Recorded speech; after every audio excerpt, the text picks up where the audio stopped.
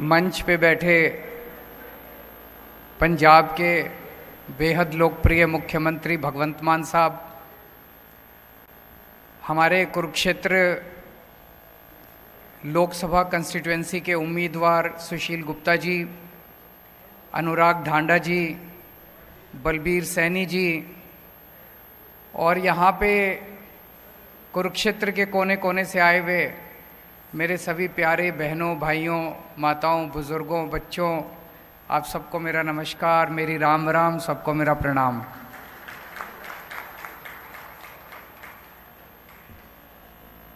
एक महीने बाद लोकसभा का चुनाव है।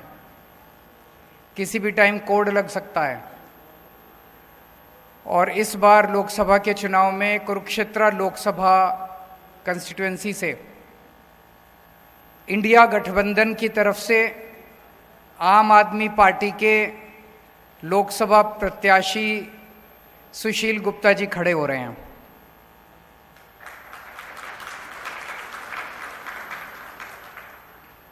बहुत सारी पार्टियां आएंगी, बहुत बड़ी बड़ी बातें करेंगी। मेरे को बड़ी बड़ी लच्छेदार बातें करनी नहीं आती। मैं आपकी बात करूंगा, आपके परिवार की बात करूंगा, आपके बच्चों की बात करूंगा। अपनी सोचो, अपने घर की सोचो, देश की सोचो। बाकी इन पार्टियों के चक्कर में क्या पड़ा है? ये पार्टी और नेताओं ने तो लूट लिया 75 साल में देश को। तो एक महीने बाद चुनाव है। इस चुनाव में आपको अपना सांसद चुनना है। किसे वोट दें? पिछले 10 सालों से हरियाणा में 10 लोकसभा कंस्टिट्यूएंसी हैं। पिछले 10 सालों से आप 10 की 10 सीट बीजेपी के 10 लोकसभा एमपीज को दे रहे हो, 10 बीजेपी को जिता के भेज रहे हो। मैं आपसे पूछना चाहता हूं, इन 10 लोगों ने पिछले 10 साल में आपके लिए क्या करा? कोई एक काम करा हो तो मेरे को बता दो, मैं राजनीति छोड़ दूंगा। कोई एक काम इन 10 लोगों ने करा हो? कोई काम नहीं करा इन लोगों ने, 10 के 10 ने। ये आपके लोकसभा, आपके एमपी नहीं है, ये बीजेपी के एमपी हैं। ये आपके लिए काम नहीं करते, ये बीजेपी के गुलाम हैं। बीजेपी कहती है उठ तो उठते हैं, बीजेपी कहती है बैठ तो बैठते हैं। आपके ऊपर इतनी मुसीबतें आई 10 साल के अंदर, कहां थे ये लोग? हमारी हरियाणा की पहलवान बेटियां, उनके ऊपर अत्याचार किए गए, उनके साथ गलत काम किया गया, उनके साथ छेड़छाड़ की गई। जब वो धरना प्रदर्शन करने के लिए दिल्ली गई तो उनको लाठियों से पीटा गया। मैं गया था उनके पास जंतर मंतर पे उनका साथ देने के लिए। आपके 10 एमपी कहां थे? तालियां बजा रहे थे जब आपकी बेटियों के साथ छेड़छाड़ की जा रही थी। घर में बैठ के पार्टी कर रहे थे, तालियां बजा रहे थे जब आपकी बेटियों को छेड़ा जा रहा था। अभी जब आप किसान, हरियाणा के, पंजाब के किसान दिल्ली जाना चाहते थे, बॉर्डर के ऊपर उनको रोक लिया गया। क्या कसूर था जी किसानों का? यही तो कह रहे थे फसलों के पूरे दाम दे दो। मिलने चाहिए कि नहीं मिलने चाहिए पूरे दाम? फसल के पूरे दाम मिलने चाहिए नहीं मिलने चाहिए किसानों को? किसान कह रहे थे फसलों के पूरे दाम दे दो। क्या मिला बदले में? ऊपर से गोले छोड़ दिए। ऊपर से चाइना के ऊपर गोले छोड़ने की हिम्मत नहीं है इनकी, पाकिस्तान के ऊपर गोले छोड़ने की हिम्मत नहीं है, अपने किसानों के ऊपर गोले छोड़ दिए इन लोगों ने। एक किसान मारा गया, किसान का बेटा शहीद हो गया पंजाब के अंदर।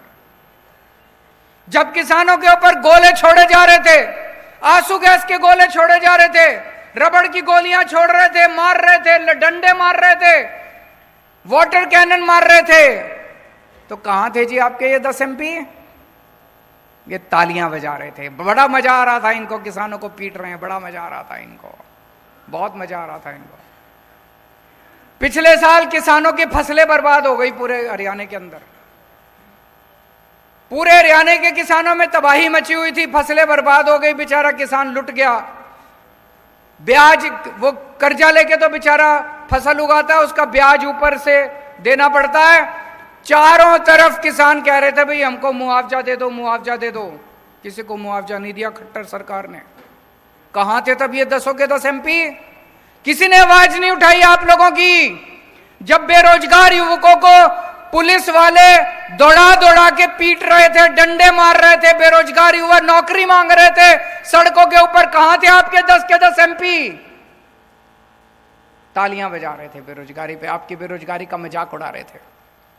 और हद तो तब हो गई जब आपके बेरोजगार बच्चों को यूक्रेन भेज दिया खट्टर सरकार ने युद्ध के अंदर मरने के लिए। मेरे को तो रोना आ गया। अगर कहीं युद्ध हो जाए तो सारी दुनिया के देश अपने नागरिकों को वहां से निकालते हैं। इन्होंने, खट्टर सरकार ने बेरोजगार युवकों को, हरियाणा के बेरोजगार युवकों को बेवकूफ बना के और यूक्रेन भेज दिया मरने के लिए। और यूक्रेन से अब हमारे, मैं वीडियो देखता हूं, कई लोग कहते हैं अब मम्मी पापा मेरे को वापस बुला लो, मैं फंस गया यहां पे। कहां थे ये 10 के 10 MP? इस बार गलती मत कर देना भाई साहब, ये इस चक्कर में मत पड़ जाना हमने तो प्रधानमंत्री बनाना, प्रधानमंत्री बाकी बना लेंगे, आप तो अपना सांसद बनाएंगे इस बार। ऐसा सांसद बनाना, ऐसा सांसद बनाना जो आपके सुख दुख में काम आए। सुशील गुप्ता को सांसद बनाओगे, कम से कम कल को धरना प्रदर्शन करने जाना, इसका घर होगा वहां पे घर जाके अपना घर समझ के वहां पे बैठ तो सकते हो। संसद के अंदर व्यापारियों को इतनी तकलीफ होती है, हरियाणा के व्यापारियों को इतनी, मेरे से मिलने के लिए आते हैं व्यापारी, छोटे छोटे व्यापारी, व्यापारियों का दर्द समझता है सुशील गुप्ता। व्यापारियों का अगर कोई मसला होगा, कम से कम अपना आदमी तो बैठा है संसद के अंदर, अपनी आवाज तो उठाएगा कम से कम। उनका गुलाम तो नहीं है बीजेपी वालों का, उनकी तो रोटी तो दी रोटी तो नहीं खाता, आपकी आवाज उठाएगा। अपने आदमी को भेजो इस बार संसद के अंदर, ये प्रधानमंत्री बनाने के चक्कर में मत पड़ना। किसान है, किसानों की आवाज तो उठाएगा कम से कम खड़ा होके। उनकी हिम्मत नहीं है, बीजेपी के 10 की हिम्मत नहीं है किसानों की आवाज उठाने की, व्यापारियों की। व्यापारियों को अपना आदमी चुन के भेजना है, किसानों को अपना आदमी चुन के भेजना है जो आपकी आवाज उठाएगा। ये सारे के सारे बीजेपी के हैं, ये कभी आपकी आवाज नहीं बन सकते। और आजकल तो ये बीजेपी वाले पूरे देश में घूम घूम के कह रहे हैं हमारी तो 370 आ रही हैं, हमारी तो 370 आ रही हैं, हमें तो तुम्हारी वोट चाहिए ही नहीं। खुलेआम कह रहे हैं हमें तो तुम्हारी वोट चाहिए ही नहीं, घर बैठो, हमारी तो 370 आ रही है हमारी। तो फिर क्यों दे रहे हो वोट? मैं दिल्ली से आया हूं आपकी वोट मांगने, हाथ जोड़ के आपके पैर छू के आपकी वोट मांग रहा हूं। सुशील गुप्ता जी घर घर घूम रहे हैं, घर घर जाके आपके पैर छू के आपकी वोट मांग रहे हैं। हमें आपकी वोट चाहिए, हम आपकी वोट से जीतना चाहते हैं, उन्हें आपकी वोट चाहिए ही नहीं। वो तो कह रहे हैं 370 आ रही है, जो 370 आ रही है तो तुम हमको वोट दे दो यार, वो तो अपनी पता नहीं कहां से लाएंगे, जहां से भी लाएंगे, उनको 370 आ रही है, उनको जाने दो। और आज पूरे देश के अंदर 2 किस्म के लोग हैं। हर आदमी या तो ये है या ये है, या तो देशभक्त है और या अंधभक्त है। 2 ही किस्म के लोग हैं इस देश के अंदर, या तो देशभक्त है और या अंधभक्त है। जितने देशभक्त हैं मेरे गिल्ले हो लो, और जितने अंधभक्त हैं उनके गिल्ले हो लो। हमें अंधभक्त नहीं चाहिए, सारे अंधभक्त उनके गिल्ले हो लो और सारे देशभक्त हमारे गिल्ले हो लो। आज खट्टर साहब ने 10 साल के अंदर हरियाणा का बेड़ा गर्क कर दिया। हर बच्चा चाहता है कि अब खट्टर सरकार जल्दी से जल्दी जानी चाहिए। कुरुक्षेत्र की सीट जिता दो, आगे खट्टर जी के जाने का समाचार हो जाएगा धीरे धीरे। तो आज से कुरुक्षेत्र का आम आदमी पार्टी अपना कुरुक्षेत्र का कैंपेन लॉन्च कर रही है, और कैंपेन का हमारा स्लोगन है बदलांगे कुरुक्षेत्र, बदलांगे हरियाणा, इबके इंडिया ने जिताना। कुरुक्षेत्र बदलेगा तो हरियाणा भी बदलेगा, और हरियाणा बदलेगा तो इंडिया जीतेगा। तो मेरी आप सब लोगों से विनती है, आप लोगों को ये चुनाव लड़ना है। सुशील जी आपके यहाँ पे पड़ोस में ही रहते हैं, ये श्यामलो कला गांव है ना एक, पता है आपको? श्यामलो कला गांव है जींद में, आधे घंटे का रास्ता है यहाँ से। तो यहीं का रहने वाला है, आपके बीच का आदमी है। और कुरुक्षेत्र तो सबसे पवित्र धरती है जहाँ पे धर्म युद्ध लड़ा गया था, ऐतिहासिक युद्ध लड़ा गया था। धर्म और धर्म के बीच की लड़ाई है। पांडव जीते थे, कौरवों के पास क्या नहीं था, सब कुछ था उनके पास। सारी इतनी बड़ी फौज थी, सारा धन धान्य था, सब कुछ था।